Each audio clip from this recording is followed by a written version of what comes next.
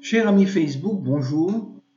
Je vais vous lire un passage de mon livre Tzofnat Paanach, ou La vallée des démons. C'est un livre que vous pourrez commander, si vous le désirez, au 058 52 4 29 29 25. 052 4 29 29 25. Cette conférence se nomme Le gouvernement de Tzofnat Paanach. Hâtez-vous de remonter auprès de mon père, et vous lui direz, ainsi a parlé ton fils Joseph. Dieu m'a établi seigneur de toute l'Égypte, descends vers moi, ne tarde pas. Joseph connaît les hésitations de Jacob, son père, à descendre en Égypte. Dans toutes les prophéties, l'Égypte représentait le pays de servitude et d'esclavage. Dieu aussi connaît les hésitations de Jacob lorsqu'il lui dit « N'aie point de crainte de descendre en Égypte. » Les agissements quotidiens de nos ancêtres étaient imprégnés de cabale et de pensée hébraïque. Quant à Benjamin, frère de Joseph, Jacob ne le laissa pas aller avec ses frères, parce qu'il disait « Il pourrait lui arriver malheur. » Avec ses frères se dit normalement « Im Echav ».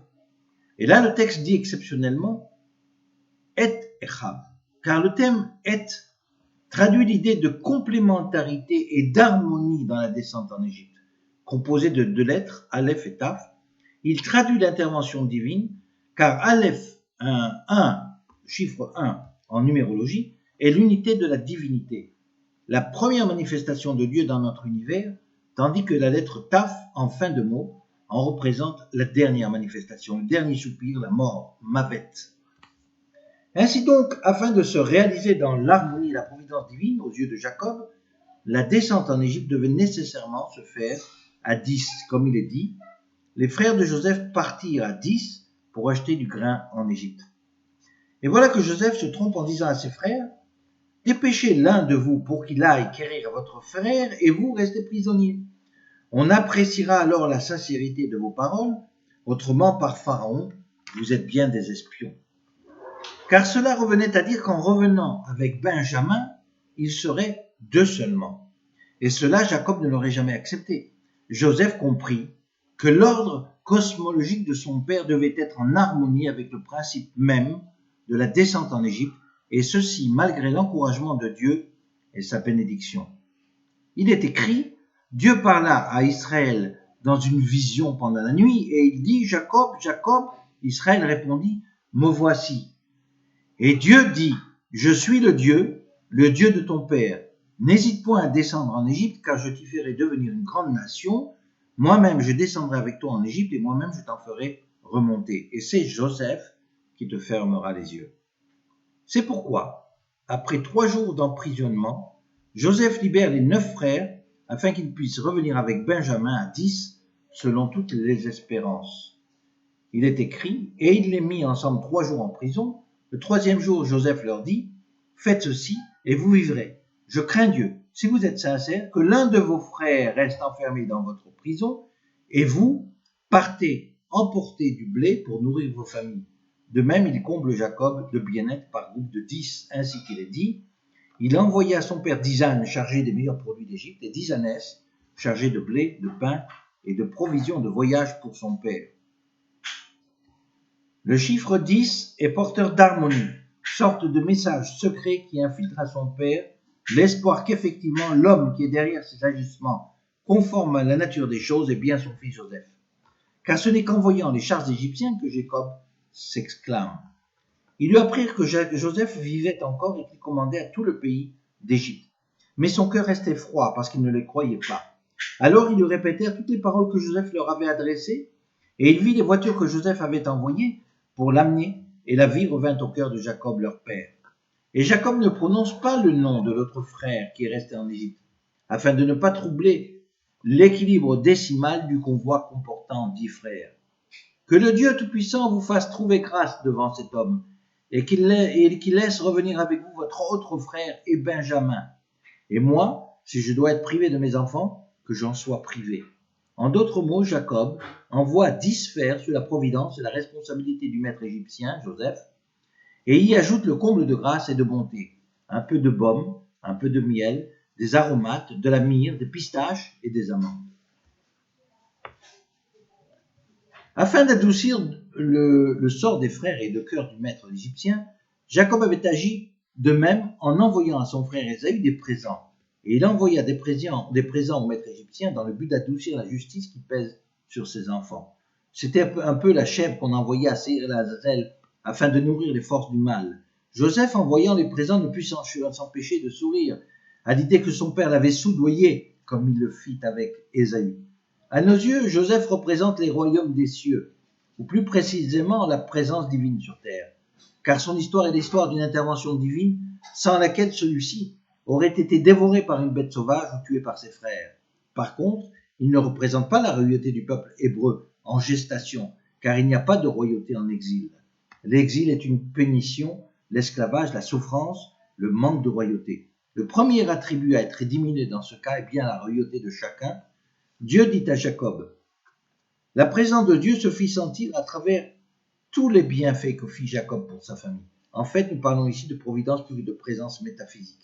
En effet, Joseph étendit sa providence personnelle sur sa famille, répercutant sur ceux-ci les bienfaits de sa providence divine personnelle. Elle fut conçue et comprise par les Hébreux comme un gouvernement de Dieu, une providence divine en vertu de la prophétie précédente, et par les Égyptiens comme une providence royale. C'est à celle-ci que la phase suivante fait allusion. Moi-même, je descendrai avec toi en Égypte, et moi-même, je t'en ferai remonter. Et c'est Joseph qui te fermera les yeux.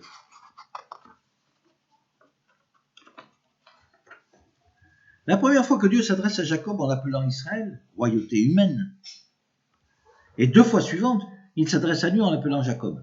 De là, nous apprenons que l'on doit se faire petit devant la présence divine, et de même, comme le dit Rachi, c'est une preuve d'affection.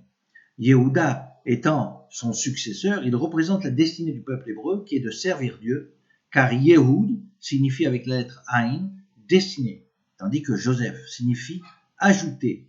En effet, un apport de spiritualité ajoute à l'hébreu un apport d'âme supplémentaire. Il est dit, ne crains point de descendre en Égypte. Dieu annonce en effet une réduction de la peine à 209 années. Descendre, Reda, 209 en numérologie, car toute punition est réparée et la réparation est prévue ainsi. Je suis le Dieu de ton père. Ne crains point de descendre en Égypte, car là je t'y ferai devenir une grande nation. Là-bas se dit Cham, et c'est synonyme de Shem, qui signifie nom. Cela revient à dire que là-bas tu deviendras une grande nation et je te donnerai un nom, Israël, car le peuple hébreu combat dans les armées de Dieu. La deuxième conséquence est que tu porteras le poids de toutes les réparations à faire, de tous les péchés commis depuis le premier homme sur terre, car il est dit, je te ferai devenir, qui se dit en hébreu, Asimcha, ou Hashimcha, la lettre Samer est remplacée par la lettre Shin, qui peut signifier Ahashimotra, qui veut dire je t'accuserai, ou bien je te considérerai responsable, ou bien Ashit Malchuti Alecha, qui signifie j'établirai sur toi mon royaume, ou Hashem Icha, qui signifie responsable de l'harmonie sur terre, les 10 sphères de la substance humaine. Reda 209, car une année s'est écoulée depuis le commandement divin précédent lorsque Jacob a dit « Voici, j'apprends qu'il y a du blé en Égypte. Descendez-y, achetez du blé pour nous, afin que nous vivions et que nous ne mourions pas. » Descendez-y se dit Redou Shamma, et Redou est égal à 210 en numérologie.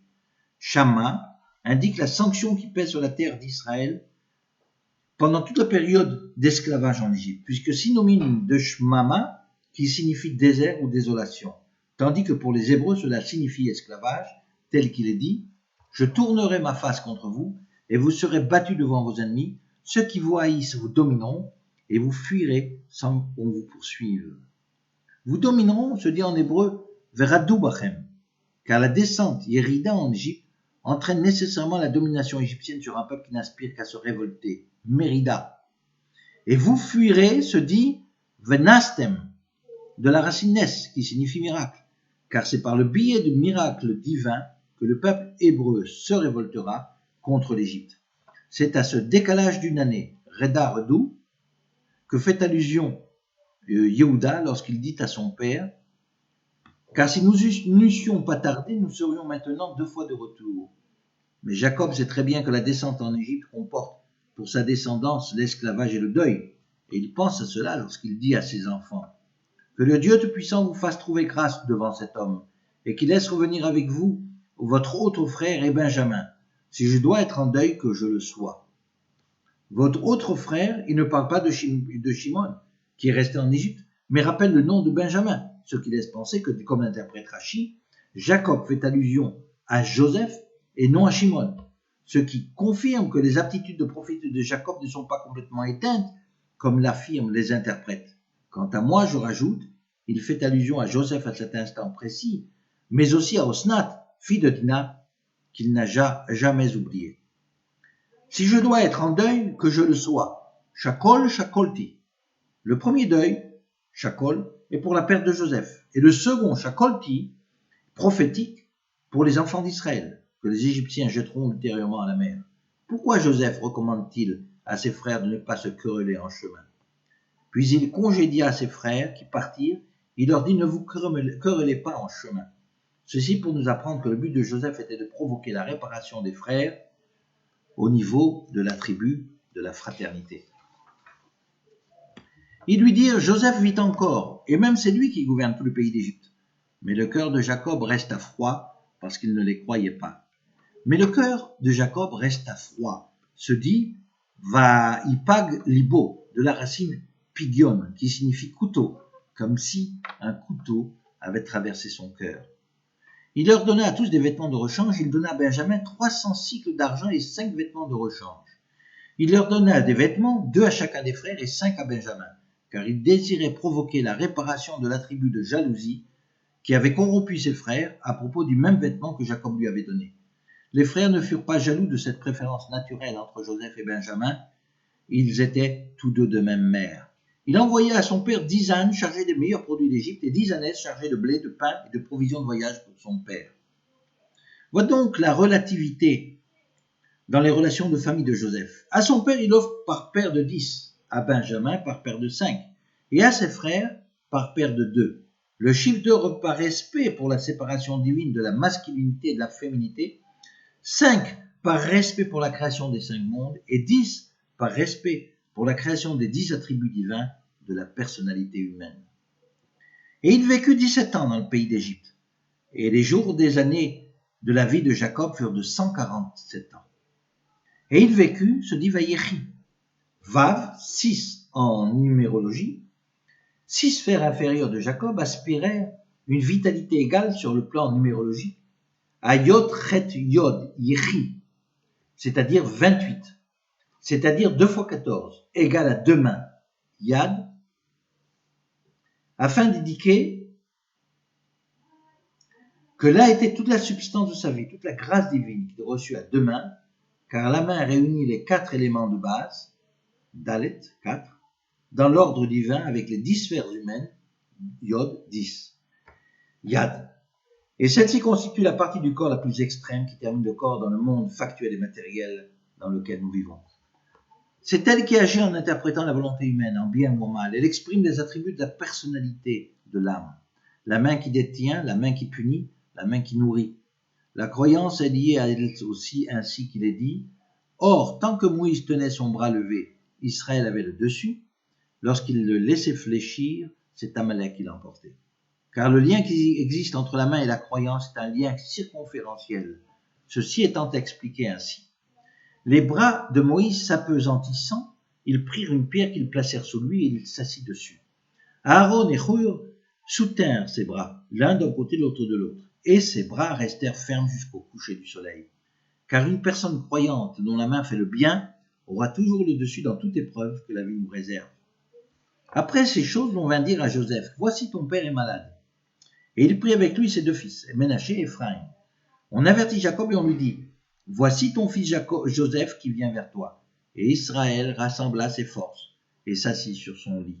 Jacob dit à Joseph, « Le Dieu Tout-Puissant m'est apparu à Luz, dans le pays de Canaan, et il m'a béni. Il m'a dit, « Je te rendrai fécond, je te multiplierai, je ferai de toi une multitude de peuples. Je donnerai ce pays à ta postérité après toi, pour qu'elle le possède à toujours. Maintenant, les 2 fils qui te sont nés au pays d'Égypte, avant mon arrivée vers toi en Égypte, seront à moi. Ephraïm et Ménaché seront à moi, comme Reuben et Simeon. » Nous voyons ici l'esprit prophétique de Jacob. et sa manière de peser les choses avec des connaissances kabbalistiques qu'il tient de son grand-père Abraham. Il voit dans l'avenir que 2 tribus n'auront pas la Nachala en Israël, la tribu de Joseph et celle de Lévi. L'un, Lévi, aura pour fonction de travailler dans le temple pour Dieu, lié dans le monde de la Asiya par la couronne et complètement déconnecté des soucis matériels de la possession militaire. Le deuxième, Joseph, dans le monde de la Yetzira, le cordon ombilical qui relie le peuple hébreu à la royauté suprême. En ajoutant Ephraïm et Ménaché dans la liste des héritiers patrimoniaux, il conserve le chiffre de 12 héritiers, chiffre originel de ses 12 enfants. Quant aux enfants que tu engendrerais après eux, ils seront à toi. Ils s'appelleront du nom de leurs frères à l'égard de leur héritage. À mon retour de Padan, Rachel mourut en route auprès de moi, dans le pays de Canaan, à quelque distance d'Ephrata, et c'est là que je l'ai enterrée, sur le chemin d'Ephrata, qui est Bethléem. En venant répartir l'héritage d'Eretz Israël, Jacob annonce les difficultés et les souffrances que devra endurer ce peuple avant de jouir de la bénédiction de la terre. À son retour de Padan, il essaya de racheter Rachel, sa femme, au destin tragique auquel elle était destinée, comme nous l'avons dit préalablement, car l'ipdot est un terme qui signifie échanger. Le pidion est une tradition qui permet de racheter et d'échanger les premiers-nés à la fin tragique à laquelle ils étaient destinés en Égypte, et de par la similitude des destinées, de les échanger avec les premiers-nés égyptiens. Or, Rachel avait fauté en volant les idoles de son père, et Jacob, sans le savoir, l'avait maudite. Si on dit qu'elle les avait délibérément dérobées à son père afin d'empêcher celui-ci de continuer une pratique intolérable à ses yeux, cela est bien un vol. Et si on dit qu'elle les a volées afin de les adorer, cela constitue de l'idolâtrie. Et dans les deux cas, elle était punissable, et elle devait effectuer le pidion de son âme, c'est-à-dire le rachat. C'est à cette tragique erreur qui a fait involontairement de Jacob l'accusateur de sa propre femme qu'il fait allusion sur son lit de mort, accusation dite en ces termes. Mais périsse celui auprès duquel tu trouveras tes dieux. En présence de nos frères, examine ce qui t'appartient chez moi et prends-le. Jacob ne savait pas que Rachel les avait dérobés. Ceci est une promesse qu'on ne peut pas reprendre. Et ainsi fut prononcé le verdict de Rachel.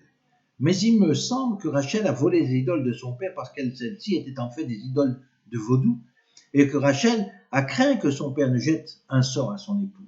C'est pour avoir cru au pouvoir maléfique de son père qu'elle a manqué de croyance envers Dieu et qu'elle a mérité sa mort. Le soleil se levait lorsqu'il passa Pénuel. Jacob boitait de la hanche. Le terme boiter se dit en hébreu solaire, de la racine sela, c'est-à-dire côte. La côte étant la matière première métaphorique de la femme et la hanche étant l'emplacement de la promesse dans les mondes supérieurs. Le coup porté sur la hanche de Jacob par l'homme mystérieux eut pour effet de porter atteinte à sa zogiout, c'est-à-dire à l'harmonie de son couple, en le privant de sa femme pour le restant de sa vie. La mauvaise langue et les paroles de jugement prononcées par Jacob se sont retournées contre lui, ce qui explique comment la faute de Rachel a pu entraîner, outre sa disparition, la solitude de Jacob par rapport à sa bien-aimée. La côte, Tsela, est l'origine de la vie, en même temps l'ombre de la mort, Tsel Olam. Car il est dit, leur ombre a fondu. Sar Tzilam, en parlant des habitants de Canaan. Ils étaient destinés donc à la mort. Cette vitalité qui fait de la femme source de vie vient donc de la côte de l'homme, comme il est dit. Alors l'Éternel fit tomber un profond sommeil sur l'homme qui s'endormit. Il prit une de ses côtes et referma la chair à sa place. L'Éternel Dieu forma une femme de la côte qu'il avait prise de l'homme, et il l'amena vers l'homme. Et l'homme dit, voici cette fois, celle qui est os de mes os et chair de ma chair, on l'appellera femme parce qu'elle a été prise de l'homme. À quelque distance d'Ephrata, et c'est là que je l'ai enterré, sur le chemin d'Ephrata qui est Bethléem. À quelque distance se dit Kivrat Haaretz, Kivrat en raison de la baroute, état sauvage et primitif de la terre, sa désolation. L'ordre divin en Eretz Israël ne sera rétabli que lorsque les enfants d'Israël reviendront tous sur leur terre. Et Ephrata en est le prix à payer. Le pidion de l'âme, l'Ifrot, le pidion de l'âme de Rachel sont rachats par les Hébreux du fait de leur retour en Eretz Israël. C'est pourquoi Rachel pleure ses enfants. Rachel Mevaka et Banéa. Je vais arrêter là. Nous continuerons à la prochaine conférence, la partie 2. Je vous remercie de votre attention et je vous souhaite Hanouka Sameach.